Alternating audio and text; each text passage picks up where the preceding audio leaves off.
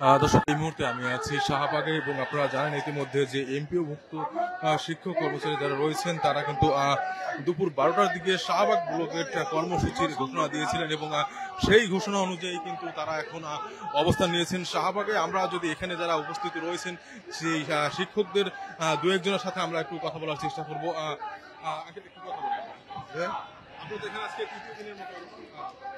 আলহামদুলিল্লাহ, আমরা এখনো কোনো আশ্বাস পাই নাই। শুনছি আমাদেরকে আশ্বস্ত করা হবে, এখন কি পরিমাণ বা কি পর্যায়ের আশ্বাস দেন তাও আমাদের কাছে নিশ্চিত না বা আমাদের সন্তোষজনক হয় কিনা। একান্ত যদি আমাদের 20% ব্যয় সহ আবার 1500 টাকা আমাদের চিকিৎসা খাতে বরাদ্দ সহ এই ধরনের যদি সিদ্ধান্ত সরকার না নেয় তাহলে আস্তে ধীরে আমরা বিকল্প চিন্তা করব এবং একেবারে লাগাতার আন্দোলনের প্রচেষ্টায় আমরা আছি। ইনশাআল্লাহ আশা করি সরকারের মাথায় সুবুদ্ধি সুমতি হবেন আমাদের এই সিদ্ধান্ত বা সমস্যার ব্যাপারে তড়িৎ গতিতে সিদ্ধান্ত নেবেন, এই প্রত্যাশা আমরা করছি সরকারের কাছে। আলহামদুলিল্লাহ। জি, আসসালামু আলাইকুম। আমরা আজকে কয়েকদিন ধরেই আমরা আমাদের নৈতিক যেই খাওয়া পাওয়া সেগুলি নিয়ে আমরা আমাদের আন্দোলন চালিয়ে যাচ্ছি। আমরা জানি যদি কেউ মনে করে যে আমরা সরকার এবং দেশকে বিভ্রান্তি করার জন্য এখানে দাঁড়িয়েছি তাহলে সেটা ভুল ধারণা। আমরা সেই 18 সাল থেকে এই আন্দোলন করে আসছি আজকের এই পর্যায়ে। সরকার গত 2 মাস আগে আমাদেরকে বলেছিল যে আমাদেরকে 20% বাড়ি ভাতা দিবে হিসাব দেওয়ার জন্য। আমরা হিসাব দিয়ে মন্ত্রণালয়ে পাঠিয়েছি, কিন্তু সরকার হঠাৎ করে 9 সেপ্টেম্বর আমাদেরকে 500 টাকা ঘোষণা দেয়, আমরা সেটা মানি নেই। আমরা বলছি 20% বাড়ি ভাড়া, 75% কর্মচারীদের উৎসব ভাতা এবং 1500 টাকা চিকিৎসা ভাতা হলেই আমরা যাব, নাইলে আমরা এখানে অবস্থান করব। আর যদি আজকের পরে আমাদের আন্দোলন করা হয় তাহলে আমরা আগামী দিন থেকে এক দাবি জাতীয়করণ ছাড়া আমরা কেউ ঘরে ফিরে যাব না। ধন্যবাদ চ্যানেলকে। এরপর থেকে আমাদের দাবি দাবা যদি মানি নেওয়া না হয় তাহলে এক দফা এক দাবি জাতীয়করণের জন্য আমরা লাগাতার কর্মসূচি রাখবো ইনশাআল্লাহ।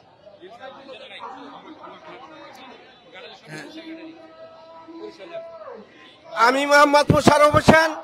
আমরা বাংলাদেশ মাদ্রাসা শিক্ষক পরিষদের উদ্যোগে আজকে কয়েকদিন ধরে এখানে বেসরকারি শিক্ষক কর্মচারীদের যে ন্যায় এবং যুক্তিসঙ্গত দাবি, যে দাবির পক্ষে কিছুদিন পূর্বে শিক্ষকদের সামনে ওয়াদা করেছিল যে অন্তর্বর্তী সরকারের শিক্ষা উপদেষ্টা, আজকে সেই শিক্ষা উপদেষ্টা শিক্ষকদের সাথে ওয়াদা রক্ষা না করে প্রতারণার আশ্রয় নিয়েছে।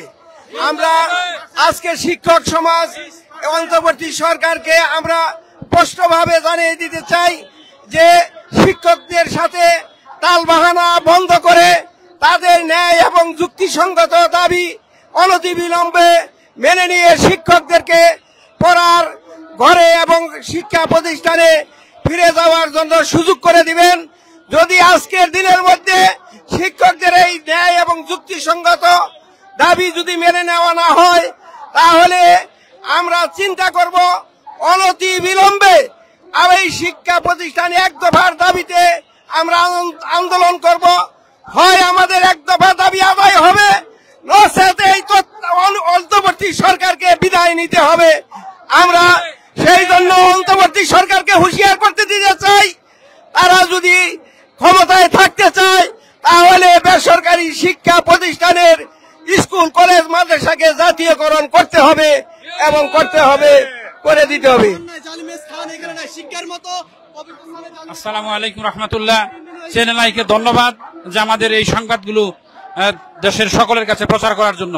আমরা সামান্য কিছু দাবি নিয়ে আজকে শিক্ষক ধুলাতে মাটিতে গড়াগড়ি খেয়ে যে আহাজারি করতেছে, এটা যদি সরকার না শোনে আমরা এখান থেকে সামান্য থেকে আমরা বৃহত্তমের দিকে চলে যাব। এখন তো আমরা সামান্য দাবি, যদি আমাদের সরকার আমাদের কথা না শোনে আগামী দিন থেকে আমাদের জাতীয়করণের দাবি চলবে, সেটা সরকারের যে কোনো বিনিময়ে তাকে দিতে হবে। এজন্য আমি সকলেই দাবি করি। আমি বরিশাল থেকে এসেছি, শিক্ষকতার বয়স 23 বছর। আমি প্রধান শিক্ষক। দীর্ঘদিন যাবৎ শিক্ষক সমাজ রাস্তায় দাবি আদায়ের জন্য আন্দোলন করে আসছে, কিন্তু শিক্ষকদের যৌক্তিক দাবি সরকার মেনে নিচ্ছে না। কিছুদিন আগে একটা প্রহসন চালিয়েছে 500 টাকা বাড়ি একটা পরিপত্র দিয়ে শিক্ষকদের উপর একটা মানে দায় চাপিয়ে দিয়েছে। না, আমরা শিক্ষক সমাজ এটা মেনে নিচ্ছি না। আমরা এই দীর্ঘ 4 দিন যাবত রাজপথে আন্দোলন করতেছি, পুলিশ দিয়ে আমাদের উপর অত্যাচার চালাচ্ছে, বর্বরোচিত হামলা চালাচ্ছে। একজন শিক্ষক এনটিআরসির মাধ্যমে নিয়োগ পেয়ে সে বাংলাদেশের এক প্রান্ত থেকে অপর প্রান্ত পর্যন্ত সে নিয়োগ নেয়, মাত্র তাকে বাসা ভাড়া দিতে হয় 1000 টাকা।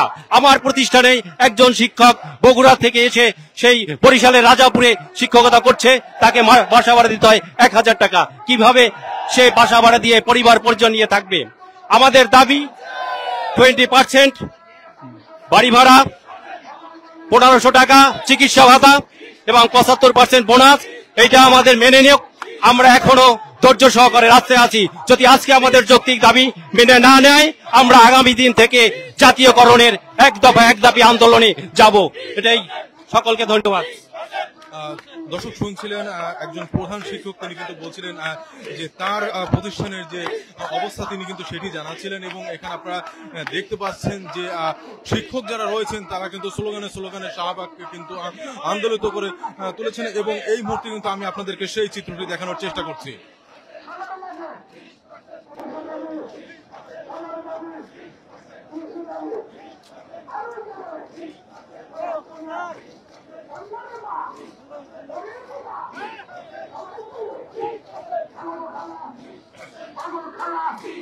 দর্শক, শাহবাগ মোড় যেটি রয়েছে সেটি কিন্তু ইতিমধ্যে তারা ব্লকেট করেছে। এবং আপনারা যদি দেখেন যে চারপাশে কিন্তু আইন শৃঙ্খলা বাহিনীর সদস্যরা যারা রয়েছেন তারা কিন্তু অবস্থান নিয়েছেন এবং ঠিক মাঝখানে কিন্তু তারা স্লোগান দিচ্ছেন একের পর এক। সেই সাথে আমরা আসলে কিছুক্ষণ আগে কয়েকজনের কথা শুনছিলাম, যেমনটি তারা জানাচ্ছিলেন যে এই দাবি যদি মেনে না নেওয়া হয় তাহলে কিন্তু তারা কঠোর অবস্থানে যাবেন। এবং যেমনটি তারা বলছিলেন যে পরবর্তীতে কিন্তু তারা জাতীয়করণের দাবি কিন্তু এক দফা দাবিতে কিন্তু তারা আন্দোলন চালিয়ে যাবেন। দর্শক, এই মুহূর্তে কিন্তু আপনারা দেখতে পাচ্ছেন যে শাহবাগে যে আন্দোলন, তাদের যে পূর্ব ঘোষিত যে কর্মসূচিটি চলছে, সেই কর্মসূচির যে চিত্রটি সেটি কিন্তু আপনারা দেখতে পাচ্ছেন।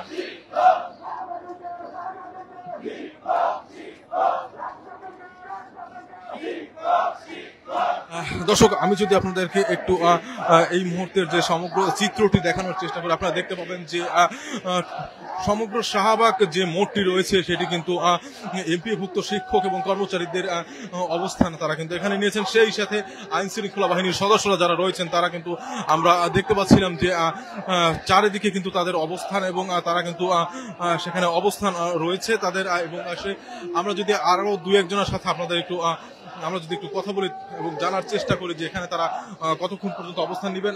স্যার, আপনার সাথে একটু কথা বলার চেষ্টা করি। দর্শক, আমরা এখানে একজন শিক্ষককে আমরা বসে থাকতে দেখছি, আমরা একটু তার সাথে একটু কথা বলার চেষ্টা করব। আপনাদের যে দাবিগুলো রয়েছে সেই দাবিগুলো যদি আজকের পূরণ না হয় বা আজকে আপনাদের কোনো কথা না বলা হয়, সেক্ষেত্রে আপনারা অন্য কোনো পদক্ষেপে যাবেন কিনা? আমাদের শিক্ষক নেতা আছেন আজিজি স্যার, ওনার মাধ্যমে আমরা সকল সিদ্ধান্ত নিয়ে থাকি। ওনার নেতৃত্বে আমরা এই রাজপথে আসছি। আমাদের 20% বাড়ি ভাড়া, 1500 টাকা চিকিৎসা ভাতার আদায়ের জন্য আমরা এই রাজপথে ওনার আজিজি স্যারের নেতৃত্বে আমরা এখানে আসছি।